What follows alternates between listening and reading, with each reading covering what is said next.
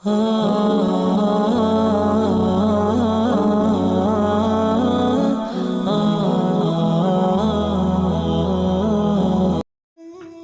باللہ من الشیطان الرجیم، بسم اللہ الرحمن الرحیم۔ اسلامک انفو چینل کے ناظرین، السلام علیکم۔ مولانا روم رحمۃ اللہ تعالی علیہ حکایات رومی میں بیان فرماتے ہیں کہ حضرت موسیٰ علیہ السلام کا زمانہ تھا۔ ایک نوجوان حضرت موسیٰ کی بارگاہ میں حاضر ہوا اور عرض کرنے لگا کہ اے اللہ کے نبی، مجھے جانوروں کی زبان سیکھنے کا بڑا شوق ہے۔ تو آپ اللہ کے نبی ہیں، آپ تو سب جانتے ہیں، تو مہربانی کیجیے کہ مجھے جانوروں کی زبان سکھا دیجیے۔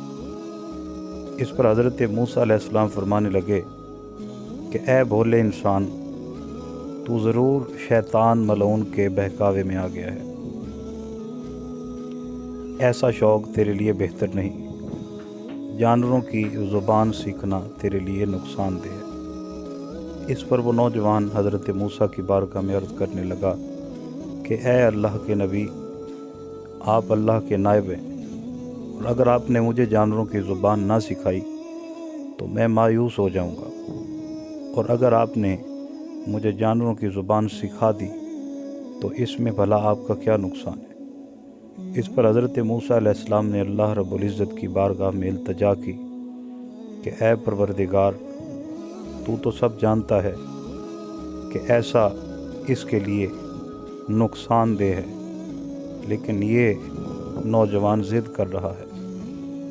اللہ رب العزت نے فرمایا کہ موسیٰ، تو اسے جانوروں کی زبان سکھا دے تاکہ اسے بھی پتہ چلے کہ ہر کام میں کوئی نہ کوئی حکمت ضرور ہوتی ہے۔ تو حضرت موسیٰ علیہ السلام نے اس نوجوان کو جانوروں کی زبان سکھا دی۔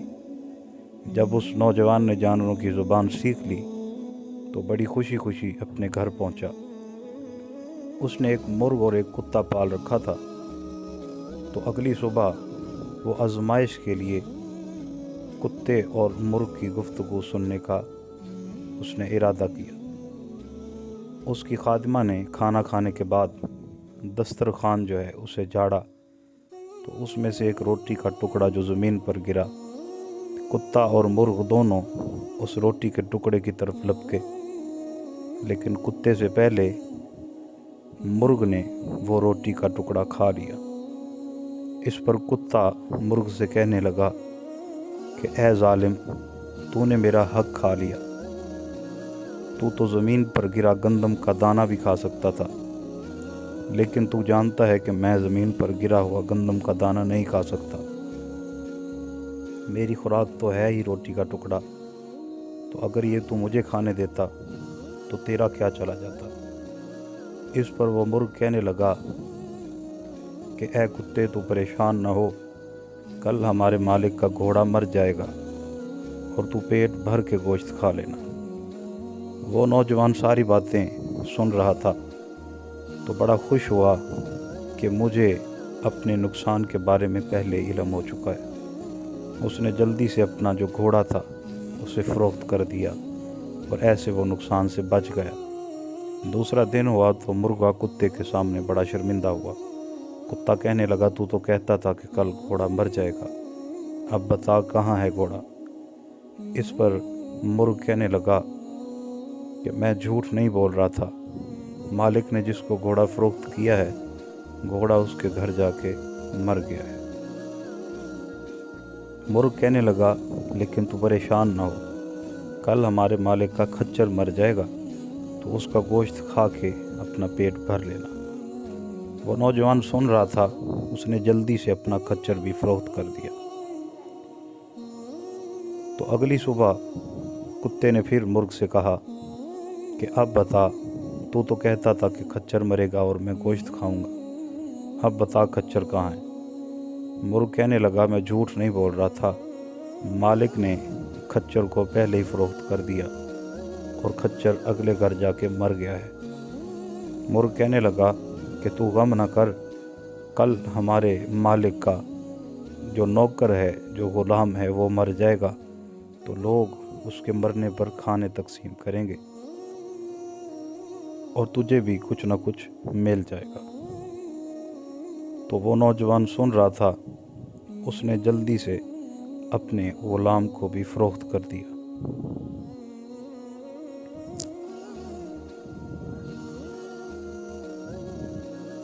وہ نوجوان ساری باتیں سن رہا تھا تو اس نے جلدی سے اپنے غلام کو بھی فروخت کر دیا، اور بڑا خوش ہوا کہ جانوروں کی زبان سیکھنے کا مجھے تو بڑا فائدہ ہو رہا ہے، میں تو بہت سارے نقصانات سے بچ گیا ہوں۔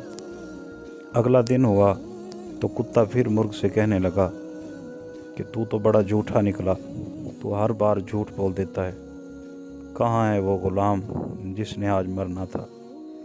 مرغا کہنے لگا کہ میں نے کبھی جھوٹ نہیں بولا، ہمارا مالک جو ہے بڑے گھاٹے کے سودے کر رہا ہے، وہ اپنے مال کو بچا کر بلا کو اپنے سر ڈال رہا ہے، لیکن تو پریشان نہ ہو، کل ہمارا مالک خود مر جائے گا اور اس کے گھر والے گائے ذبح کریں گے، تو تجھے بھی کچھ نہ کچھ کھانے کو مل جائے گا۔ جب اس نوجوان نے یہ بات سنی تو وہ بھاگتا ہوا گیا حضرت موسیٰ علیہ السلام کی بارگاہ میں حاضر ہوا اور عرض کرنے لگا کہ اے اللہ کے نبی، مہربانی کیجیے اور مجھے موت سے بچا لیجیے۔ حضرت موسیٰ علیہ السلام فرمانے لگے کہ اے بے وقوف انسان، میں نے تو تجھے پہلے ہی کہا تھا کہ جانوروں کی زبان سیکھنا نقصان دہ ہے۔ وہ نوجوان کہنے لگا کہ اے اللہ کے نبی، آپ مہربانی کیجیے اور مجھے موت سے بچا لیجیے۔ اس پر حضرت موسیٰ علیہ السلام فرمانے لگے کہ موت کا وقت اٹل ہے اور آئی ہوئی قضا کو کوئی نہیں روک سکتا، اب تو تجھے مرنا ہی ہوگا۔ اور اسی طرح وہ نوجوان اسی دن اس کا انتقال ہو گیا۔ تو ناظرین، اس سے ہمیں یہ سبق ملتا ہے کہ اللہ رب العزت کے ہر کام میں کوئی نہ کوئی حکمت ضرور ہوتی ہے، تو اس لیے دعا کیا کریں کہ اللہ رب العزت ہمیں زندگی اسلام والی اور موت ایمان والی عطا فرمائے۔ آمین۔